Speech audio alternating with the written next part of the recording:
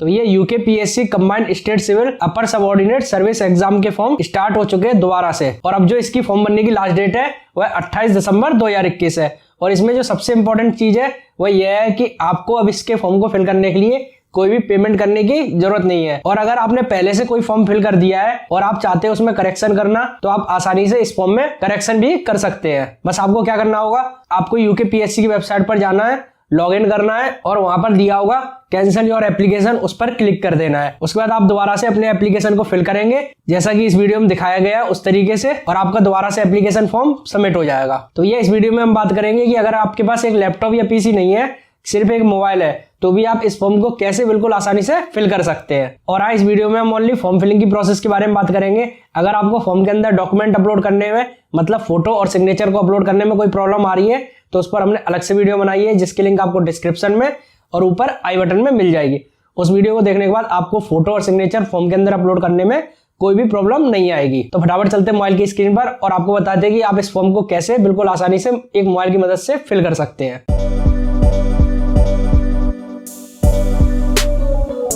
तो ये UK PSC की तरफ से combined state civil upper subordinate service exam के जो फॉर्म भरे जा रहे हैं, उस फॉर्म को फिल करने के लिए हम सबसे पहले formjankari.com वेबसाइट पर आ चुके हैं। यहाँ पर आपको लेटेस्ट ऑनलाइन फॉर्म्स के सेक्शन में आना होगा। यहाँ पर सबसे स्टार्टिंग में दिया हुआ है UK PSC pre online form 2021 reopen, इस पर क्लिक करेंगे। अब आप देख सकते हैं हम UK PSC combined state civil upper subordinate service exam 2021 के पेज पर आ चुके हैं। यहाँ पर आप इससे रिलेटेड सभी डिटेल्स को देख सकते हैं। ये फॉर्म रीओपन हुए हैं, पहले इसकी लास्ट डेट कुछ और थी बट अब इसकी लास्ट डेट को बढ़ा दिया गया है।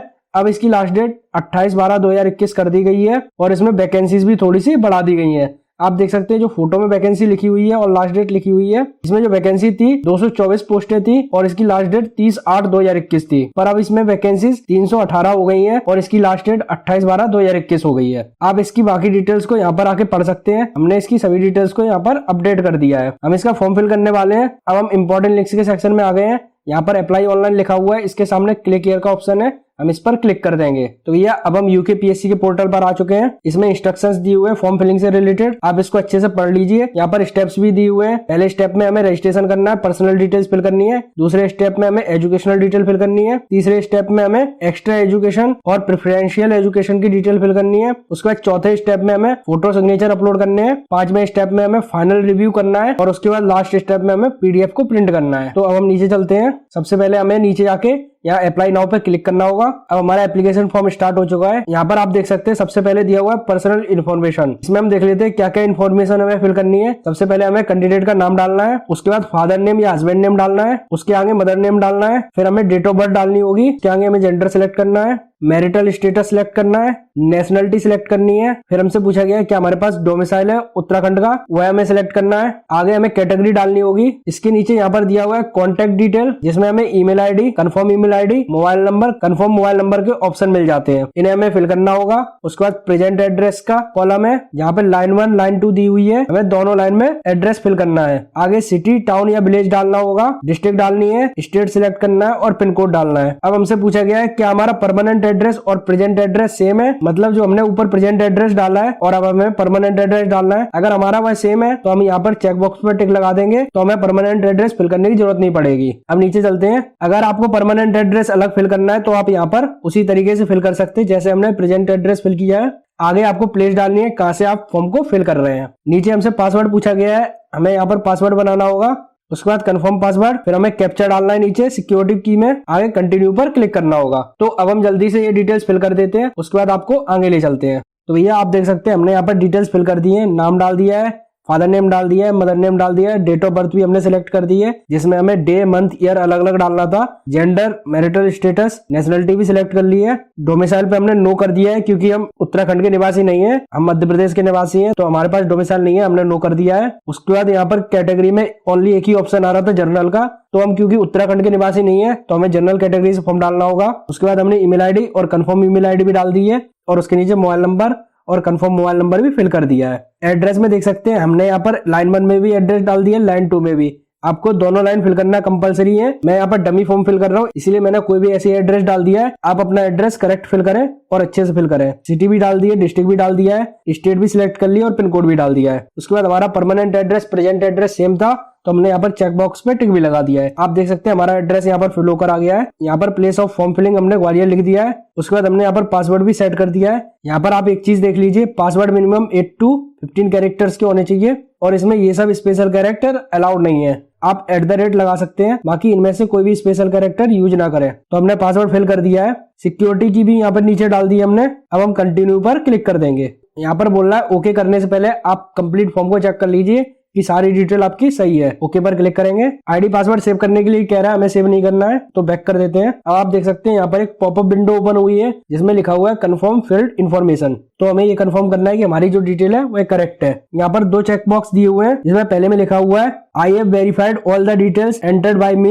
इन registration form and I wish to submit the same. मतलब मैंने जो डिटेल यहाँ पर डाली है वो मैंने चेक कर लिया अच्छे से और मैं इसी डिटेल को सबमिट करना चाहता हूँ। नीचे अगले चेक बॉक्स में दिया हुआ है no I want to change some detail. तो अगर आपने वेरीफाई कर लिया है तो ओनली ऊपर वाले पे टिक लगाएं, नीचे वाले पे टिक ना लगाएं। अगर आप चेंज करना चाहते हैं तो ऊपर वाले से टिक हटा के नीचे वाले पे टिक लगा दें तो यहाँ पर एडिट डाटा का ऑप्शन आ जाएगा। तो नीचे से टिक हटा देते हैं, ऊपर वाले पे टिक लगाते हैं तो यहाँ पर सबमिट का ऑप्शन आ जाएगा। आप और नीचे जाकर यहाँ पर आप देखिए बेसिक इन्फॉर्मेशन दी हुई है, मतलब आप कंप्लीट डिटेल अपनी चेक कर सकते हैं। नीचे स्क्रॉल करते जाइए, आपकी इन्फॉर्मेशन यहाँ शो होती जाएगी। जब आप इसको चेक कर लें तो उसके बाद ऊपर आकर सबमिट कर दीजिए। मैं सबमिट कर देता हूं। अब यहाँ पर लिखा हुआ है do you want to submit, आप सबमिट करना चाहते हैं, ओके पर क्लिक करेंगे। अब यहाँ पर दोबारा आईडी पासवर्ड सेव हो रही है तो मैं नहीं करना चाहता हूँ, कैंसिल करता हूँ। अब यहाँ पर हमारा प्राइमरी रजिस्ट्रेशन कंप्लीट हो चुका है जिसमें हमारा रजिस्टर्ड ईमेल आईडी ये वाली है। नीचे जाएंगे, यहाँ पर लिखा हुआ है click here to log in, हम इस पर क्लिक कर देते हैं। अब हमें यहाँ पर ईमेल आईडी या मोबाइल नंबर डालना है और नीचे पासवर्ड डालना है। तो हम अपनी ईमेल आईडी डाल देते हैं और नीचे सिक्योरिटी की डालनी होगी। तो हम जल्दी से ये डिटेल्स फिल कर देते हैं, उसके बाद लॉग इन करते हैं। अब हमने ये सब डिटेल्स डाल दी हैं, आप देख सकते हैं सिक्योरिटी की भी हमने फिल कर दी है। लॉगिन पर क्लिक कर देंगे। अब हम यूकेपीएससी की वेबसाइट पर लॉगिन कर चुके हैं। यहाँ पर हमने पर्सनल इन्फॉर्मेशन फिल कर दी है। अगले स्टेप में हमें एजुकेशनल डिटेल फिल करनी है और ऐसे ही हमने जो स्टार्टिंग में स्टेप्स देखे थे उसी तरीके से आगे स्टेप दिए हुए हैं। यहाँ पर हमारी जो रजिस्ट्रेशन में डिटेल भरी थी वह शो हो रही है, आप इसमें चेक कर लीजिए अच्छे से।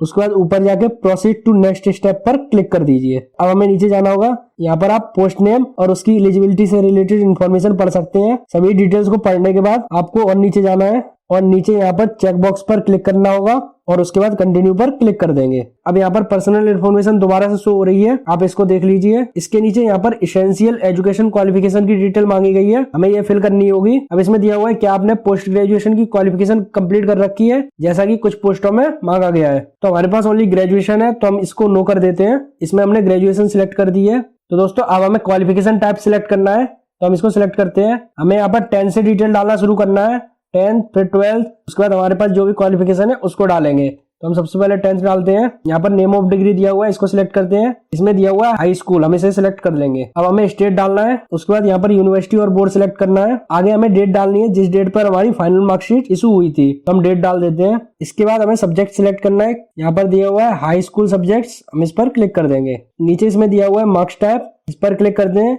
यहाँ पर 3 ऑप्शन दिए हुए हैं, मार्क्स, CGPA और ग्रेड। हमारे 10th में मार्क्स आए थे तो हम मार्क्स पर क्लिक कर देंगे। अब हमें ऑब्टेन मार्क्स और मैक्सिमम मार्क्स डालना है तो हम ये भी फिल कर देते हैं। इसको आगे ले जाते हैं, यहाँ पर हमारी परसेंटेज शो होने लगी है ऑटोमेटिक। अब जब आपकी ये डिटेल्स कंप्लीटली फिल हो जाए और आप अच्छे से चेक कर लें तो उसके बाद यहाँ पर नीचे आना है और इस पर क्लिक करना है ऐड एजुकेशनल डिटेल्स, हम इस पर क्लिक कर देते हैं। अब हम नीचे आते हैं, यहाँ पर आप देख सकते हैं हमारी 10th की डिटेल सेव हो चुकी है। अगर आप इसको मॉडिफाई करना चाहते हैं तो यहाँ पर डिलीट का ऑप्शन दिया हुआ है, आप डिलीट करिए और उसके बाद आप दोबारा से वह क्वालिफिकेशन को फिल कर दीजिए। हम इसी तरीके से बाकी क्वालिफिकेशंस को भी फिल कर देते हैं, उसके बाद आपको आगे ले चलते हैं। तो भैया आप देख सकते हैं हमने यहाँ पर 12th और ग्रेजुएशन की डिटेल भी फिल कर दी है जिस तरीके से हमने 10th की डिटेल फिल करी थी। अब हम नीचे चलते हैं, यहाँ पर पूछा गया प्रेफरेंशियल एजुकेशन। अब यहाँ पर पूछा गया क्या आपने मास्टर ऑफ बिजनेस एडमिनिस्ट्रेशन से कोई डिग्री पास की है, तो हमने नहीं की है, नो पर क्लिक करेंगे। नीचे पूछा जा रहा है कि आपने D.Ed पास कर रखी है, ये भी नहीं की है तो नो पर क्लिक करेंगे। अब इसमें पूछा जा रहा है कि आपके पास 3 साल का एक्सपीरियंस है आर्टिकल, स्क्रिप्ट, फीचर राइटिंग का न्यूज़पेपर और मैगजीन के अंदर, तो हमारे पास ये भी नहीं है, नो करेंगे। अब अगले पॉइंट में पूछा जा रहा है कि आपने डिप्लोमा किया हुआ है music, publication management, acting, direction और इस तरीके की किसी और चीज का। अब अगले पॉइंट में पूछा जा रहा है कि आपने स्टेट या नेशनल लेवल पर किसी स्पोर्ट इवेंट में पार्टिसिपेट किया है, तो नो पर क्लिक कर देते हैं इसमें भी। उसके बाद यहाँ पर पूछा जा रहा है कि आपके पास 5 साल का एक्सपीरियंस है official statistics and it's interpretation, तो ये भी नहीं है तो नो पर क्लिक करेंगे। अब अगले पॉइंट में पूछा है कि आपके पास PhD डिग्री है math statistics, mathematical statistics, agricultural statistics, इनमें से किसी से, तो ये भी नहीं है तो नो कर देते हैं। अब अगले पॉइंट में लिखा हुआ है कि आपके पास PhD डिग्री है agricultural chemistry chemistry, soil science, soil conversion, इनमें से किसी से, तो ये भी नहीं है, नो करेंगे। अगला पॉइंट देखते हैं, यहाँ लिखा हुआ है कि आपके पास कंप्यूटर प्रोग्रामिंग की नॉलेज है या ऑपरेशन ऑफ पीसेट एक्सटी, तो ये भी हमारे पास नहीं है, तो नो पर क्लिक कर देते हैं। अगला पॉइंट देखते हैं, क्या आपने पोस्ट ग्रेजुएट डिग्री कंप्लीट की है एग्रीकल्चरल इंजीनियरिंग से, तो ये भी नहीं की है, तो नो करते हैं। अगले पॉइंट में लिखा हुआ है क्या आपके पास वर्किंग एक्सपीरियंस है women and child welfare in rural area, मतलब आपके पास कोई ग्रामीण एरिया में women and child welfare centre में काम करने का वर्किंग एक्सपीरियंस है, नहीं है, तो नो करते हैं। अगले पॉइंट में यहाँ पर लिखा हुआ है क्या आपके पास पोस्ट ग्रेजुएशन डिग्री है एग्रीकल्चर से, ये भी नहीं है हमारे पास। अब अगले पॉइंट में लिखा हुआ है क्या आपने ट्यूटोरियल आर्मी में 2 साल तक काम किया है, क्या मतलब आपने अपनी 2 साल तक सेवा प्रदान की है, तो ये भी नहीं किया है, नो करेंगे। अब यहाँ पर पूछा गया क्या आपके पास एनसीसी का बी सर्टिफिकेट है, नो। एनसीसी का सी सर्टिफिकेट है, ये भी नो करेंगे। बी सर्टिफिकेट पास किया है, ये भी नो करते हैं। एनएसएस सी सर्टिफिकेट पास किया है, ये भी नो करते हैं। अब अदर डिटेल्स पूछी जा रही है, इसे देखते हैं। अब यहाँ पर पूछा गया है कि आपको रिलैक्सेशन चाहिए हाइट में या फिजिकल स्टैंडर्ड्स में, तो हमें नहीं चाहिए, नो कर देते हैं। अगले पॉइंट में पूछ रहे हैं क्या आप एम्प्लॉयड है, तो हम एम्प्लॉयड नहीं है, नो करेंगे। यहाँ पर आगे एग्जाम सेंटर पूछा जा रहा है, इसको सिलेक्ट करते हैं। इसमें ये सभी एग्जाम सेंटर है, आप देख सकते हैं, तो हम सबसे पास वाला सेंटर चुनेंगे। यहाँ पर मुझे यहाँ पर हरिद्वार सही लग रहा है, तो मैं ये चुन लेता हूँ। हमने पहले प्रेफरेंस 1 चुनी थी, अब प्रेफरेंस 2 चुनना है, इसमें हम हल्द्वानी चुन देते हैं। अब अगले पॉइंट में पूछा गया क्या आपके ऊपर क्रिमिनल केस कोई पेंडिंग बचा हुआ है, तो हम ये नो करेंगे। इसके बाद पूछा गया क्या आप ब्लैकलिस्ट किए गए हैं किसी भी एग्जाम में या यूपीएससी, यूकेपीएससी या किसी और other state public service commission द्वारा, तो ये भी नो करते हैं। अब हमसे आईडी प्रूफ पूछी जा रही है, तो अब इसे सिलेक्ट करते हैं। हम आधार कार्ड डालना चाहते हैं तो आधार कार्ड पे क्लिक करेंगे, अपना आधार कार्ड नंबर यहाँ पर एंटर कर देंगे। अब जब आप कंप्लीट डिटेल्स को चेक कर लें तो उसके बाद सबमिट पर नीचे क्लिक कर दें। अब यहाँ पर लिख कर आ रहा है आप श्योर है कि आपने जो एजुकेशनल डिटेल थी उसको सेव कर दिया है और आपने जो बाकी डिटेल यहाँ पर डाली है वह करेक्ट है। अगर आप श्योर है तो ओके पर क्लिक कर दे, तो हम ओके पर क्लिक कर देते हैं। अब हमारी वो डिटेल भी सेव हो चुकी है। यहाँ पर नीचे जाएंगे, अब हमें इसमें एक्स्ट्रा एसेंशियल क्वालिफिकेशन की डिटेल फिल करनी है। अब अगले पॉइंट में यहाँ पर पूछा गया है कि आपके पास जर्नलिज्म या एडिटोरियल वर्क के अंदर 5 साल का वर्किंग एक्सपीरियंस है किसी भी मंथली न्यूज़पेपर के अंदर, तो ऐसा कुछ नहीं है हमारे पास, तो नो पर क्लिक करेंगे। अब यहाँ पर एक्स्ट्रा प्रेफरेंशियल एजुकेशन की डिटेल फिल करनी है। यहाँ पर पूछा जा रहा है कि आपके पास पोस्ट ग्रेजुएशन डिग्री है सोशियोलॉजी या सोशल वर्क सब्जेक्ट से। अगले पॉइंट में यहाँ पर पूछे जा रहा है कि आपके पास 2 साल का रनिंग में एक्सपीरियंस है गवर्नमेंट या semi government minority welfare organisation का एडमिनिस्ट्रेटिव ऑफिसर या ऑब्जर्वर के तौर पर, तो ऐसा नहीं है, नो पर क्लिक करेंगे। अब यहाँ पर अगले पॉइंट में पूछा गया कि आपके पास लॉ की बैचलर डिग्री है, तो हमारे पास लॉ की नहीं है, नो पर क्लिक करते हैं। इसके बाद पूछा गया कि आपके पास प्रैक्टिकल एक्सपीरियंस है सोशल वर्क का, तो नो पर क्लिक करते हैं। अगले पॉइंट में पूछा जा रहा है कि आपके पास पोस्ट ग्रेजुएशन डिग्री है अप्लाइड सोशियोलॉजी या फिर सोशल वर्क सब्जेक्ट से, नो पर क्लिक करेंगे। अब इसके बाद पूछा जा रहा है कि आपके पास 2 साल का रनिंग में वर्किंग एक्सपीरियंस है गवर्नमेंट या semi government social welfare organisation का एडमिनिस्ट्रेटिव ऑफिसर या ऑब्जर्वर की तौर पर, तो हमारे पास नहीं है, नो करेंगे। अब इसके बाद पूछा जा रहा है कि आपके पास कढ़ाई सिलाई बुनाई का कोई डिप्लोमा प्रमाण पत्र है, नहीं है, तो नो पर क्लिक करेंगे। उसके बाद यहाँ पर पूछा जा रहा है कि आपके पास अपराध विज्ञान, मनोविज्ञान, सामाजिक विज्ञान की डिग्री या डिप्लोमा है, तो नो पर क्लिक करेंगे। अब हमने ये सभी डिटेल्स को कम्प्लीटली फिल कर लिया है। एक बार आप अच्छे से हिंदी में भी पढ़ लें इसको और इंग्लिश में भी पढ़ लें ताकि आपको ये चीज अच्छे से समझ में आ जाए। अब हम नीचे सबमिट पर क्लिक कर देते हैं। अब यहाँ पर लिखा हुआ है आप अच्छे से चेक कर लीजिए,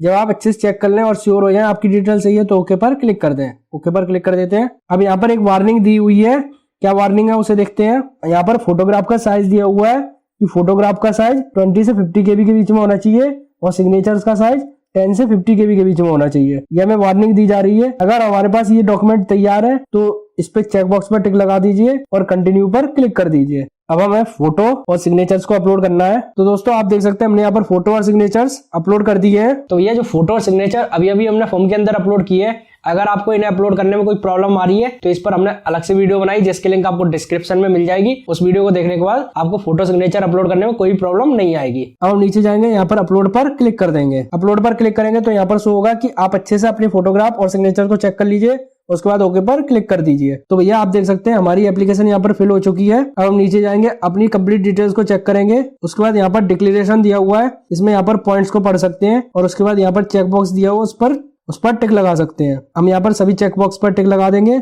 और उसके बाद click here to final submit पर क्लिक कर देंगे। अब यहाँ पर लिख कर आ रहा है प्लीज चेक कर लीजिए आपकी जो भी डिटेल्स है वह करेक्ट है। उसके बाद ओके पर क्लिक कर दीजिए, ओके पर क्लिक कर देते हैं। अब हम नीचे जाएंगे, अब हमारी एप्लीकेशन फॉर्म कंप्लीटली फिल हो चुकी है। आप देख सकते हैं प्रिंट एप्लीकेशन फॉर्म का यहाँ पर ऑप्शन दिया हुआ है, तो हम इस पर क्लिक करते हैं। हमारी एप्लीकेशन फॉर्म यहाँ पर शो हो रहा है, प्रिंट पर क्लिक करेंगे। अगर आप इसकी पीडीएफ सेव करना चाहते हो तो आपके पास दो ऑप्शन होंगे, या तो आप क्रोम ब्राउजर में अपने फॉर्म को फिल करिए, या फिर अगर आप मोजिला फायरफॉक्स का यूज कर रहे हैं जिसमें फॉर्म पीडीएफ में सेव नहीं होता है तो आपको अलग से एक ऐप डालना होगा। तो ये जैसा कि आप लोग देख सकते हैं मैंने अपने फॉर्म को क्रोम ब्राउजर में ओपन कर लिया है। मैंने फॉर्म मोजिला फायरफॉक्स ब्राउजर में फिल किया था, बट वहां पर पीडीएफ को सेव करने में बहुत ज्यादा प्रॉब्लम आती है और हमें अलग से ऐप इंस्टॉल करना पड़ता है पीडीएफ को मोबाइल में सेव करने के लिए। बट अब हमने क्रोम ब्राउजर को ओपन कर लिया है और उसमें हमने यूकेपीएससी की वेबसाइट पर जाकर अपनी एप्लीकेशन को ओपन कर लिया है। अब हम नीचे जाएंगे और नीचे दिए हुए प्रिंट पर क्लिक कर देंगे। आप देख सकते हैं यहाँ पर डायरेक्टली ऑप्शन आ गया है बिना किसी भी थर्ड पार्टी ऐप को इंस्टॉल किए हुए। तो आप भी क्रोम ब्राउजर का यूज करिए फॉर्म को फिल करने के लिए। अब ऊपर दिए हुए प्रिंट के ऑप्शन पर क्लिक कर दें। अब ऊपर यहाँ पर क्लिक करके सेव एज पीडीएफ पर क्लिक कर दें और उसके बाद सेव पर क्लिक कर दें।